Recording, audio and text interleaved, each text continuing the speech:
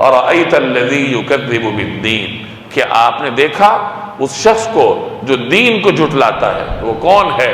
فَذَلِكَ الَّذِي يَدُعُّ الْيَتِيمَ، دین کو جھٹلانے والی کی پہلی خاصیت یہ ہے کہ وہ یتیم کو دھتکارے گا، وَلَا يَحُضُّ عَلَى طَعَامِ الْمِسْكِينِ، اور اس کی دوسری خاصیت یہ ہے کہ وہ مساکین کو کھانا کھلانے کی رغبت ہی نہیں رکھتا، شوق ہی نہیں ہے، نہ خود کھلاتا ہے، نہ شوق ہے، نہ دوسرے کو رغبت دلاتا ہے۔ تو لوگوں کو کھانا نہ کھلانے کی جو رغبت ہے، یہ جو ذوق ہے، یا یہ جو وصف اور عادت ہے، یہ دین کو تسلیم کرنے والے کی نہیں ہے، دین کو جھٹلانے والے کی ہے۔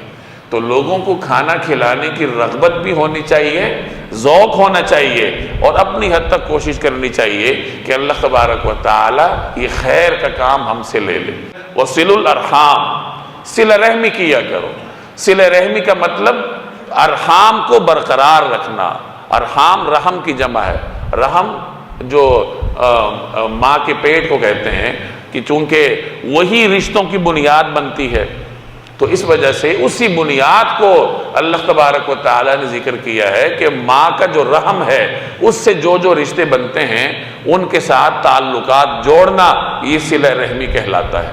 بھائیوں کے ساتھ تعلقات جوڑنے چاہیے، رشتہ داروں کے ساتھ تعلقات جوڑنے چاہیے، محلے کے لوگوں کے ساتھ، ہر مسلمان، ہر انسان کے ساتھ اپنے تعلقات درست بنیادوں پر رکھنے چاہیے۔